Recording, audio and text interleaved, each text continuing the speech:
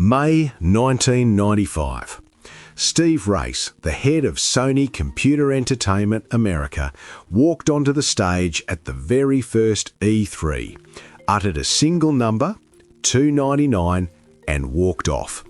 That 3-second speech did not just undercut the competition, it detonated a nuclear bomb in the toy industry, signalling the birth of a brand that would turn gaming from a basement hobby into a global cultural titan.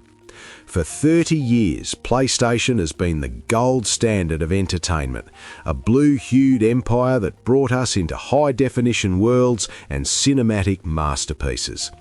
But as the plastic shell of the newest console gets sleeker, the barrier to entry is becoming a wall of greed. Behind the polished marketing and the symphonic startup sounds lies a corporate behemoth that has realised its fans have nowhere else to go. This is the story of how PlayStation stopped being the player's champion and became their most expensive habit. The birth of PlayStation was an act of corporate revenge. After Nintendo infamously betrayed Sony in a joint venture to create a CD-based console, Ken Kutaragi, the father of the PlayStation, persuaded Sony's board to enter the market alone. It was a suicide mission. Sega and Nintendo owned the world. Yet, by the end of the 1990s, the PlayStation 1 had obliterated the status quo. It was cool, it was sophisticated, and most importantly, it was affordable. Sony understood that the hardware was merely the gateway to the software, a loss leader designed to get a blue box into every living room on the planet. This philosophy reached its zenith with the PlayStation 2. It was not just a game console, it was the cheapest DVD player on the market. It became the best-selling piece of hardware in history, moving over 155 million units. Sony had become the undisputed king of the living room. But with absolute power comes absolute hubris. In 2006, the mask slipped. When Sony unveiled the PlayStation 3, it came with a staggering $599 price tag. Ken Kutaragi famously told the public that if they wanted a PS3, they should work more hours or get a second job to afford it. The backlash was instantaneous. Sony lost billions, ceded its lead to the Xbox 360, and was forced into a decade-long climb back to relevance. They learned their lesson, or so we thought. With the launch of the PlayStation 4 in 2013, they returned to the $2.99 style playbook, positioning themselves as the consumer-friendly alternative to Microsoft's DRM-heavy vision.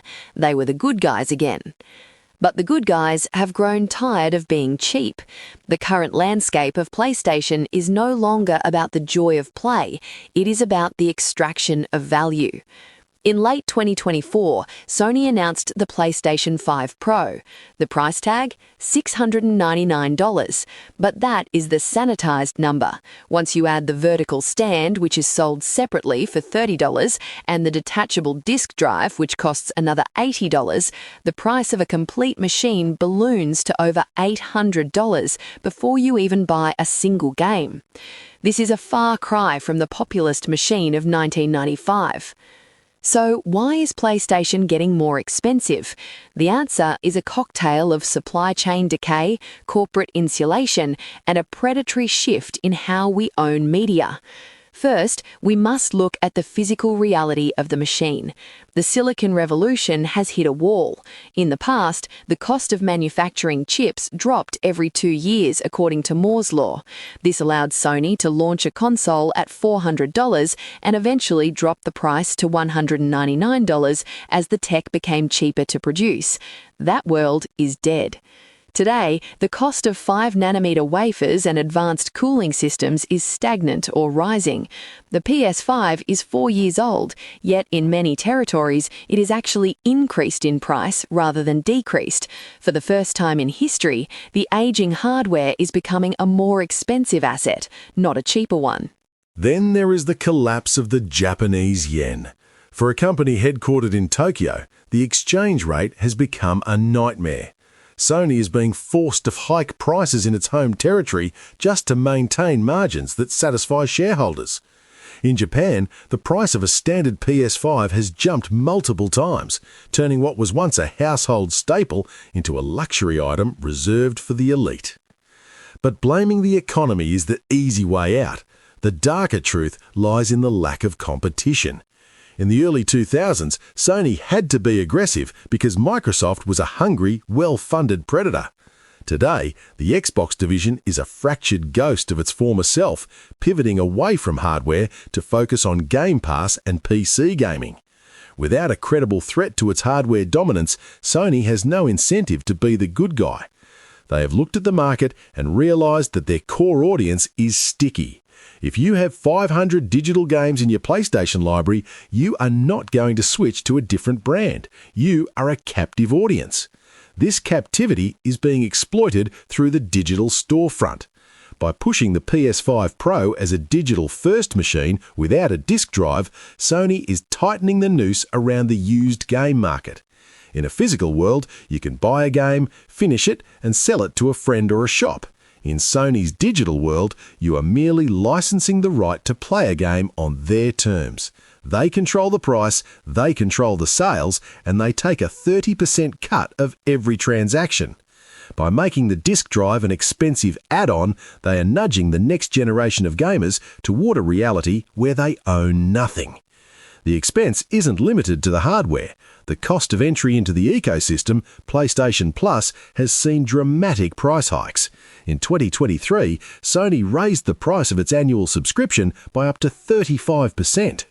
There was no new feature, no added value, just a corporate demand for adjusted revenue. They are charging more for the same service because they know the majority of their 47 million subscribers will pay it to keep their cloud saves and online access. It is a digital tax on a captive population. We must also look at the ballooning costs of the games themselves. The prestige titles that define the brand, The Last of Us, God of War, Spider-Man, now cost upwards of $300 million to produce. They take 6 to 7 years to develop. This is an unsustainable model. To recoup these costs, Sony has pushed the standard price of a new game from $60 to $70, and even that is no longer enough.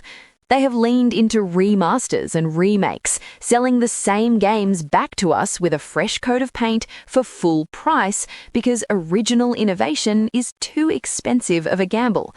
The failure of Concord, a live service shooter that Sony reportedly spent 8 years and hundreds of millions of dollars on, only to shut it down 2 weeks after launch, is a perfect example of the current rot. When a corporation loses that much money on a single bet, they don't look at the board of directors for accountability, they look at the customers. They raise the price of the hardware, the controllers, and the subscriptions to plug the hole left by their own mismanagement. Even the accessories have become a racket. The DualSense Edge controller retails for $200. The PlayStation Portal, a device that only works if you already own a PS5, is $200. These are not tools for the average gamer. They are high-margin toys for the whales, the high-spending users who have replaced the general public as Sony's primary target. As we move toward the end of this console generation, the vision of the PlayStation is shifting. It is no longer the machine of the people. It is becoming the Rolex of the living room, a premium, luxury brand that prizes prestige over accessibility. They are betting that the brand loyalty they built over 3 decades is strong enough to withstand a $700 entry fee. The tragedy is that they are probably right. We have spent years building our digital trophies, our friend lists, and our libraries. Sony knows we are too invested to leave. They are no longer competing with Microsoft or Nintendo. They are competing with our willingness to be exploited. The $2.99 era of 1995 was a fever dream of a company that had to earn our love. The 2024 era is the reality of a company that believes it has earned our subservience. The plastic boxes are getting faster, the graphics are getting sharper, and the worlds are getting larger. But the soul of the machine is being replaced by a ledger. The blue light of the PlayStation was once a beacon of a new frontier in entertainment. Now it's a glowing reminder of how much we are willing to pay to escape a world that is getting more expensive every day. Sony didn't just raise the price of a console, they recalibrated the value of our nostalgia. This is the expensive, hollow truth behind the future of play.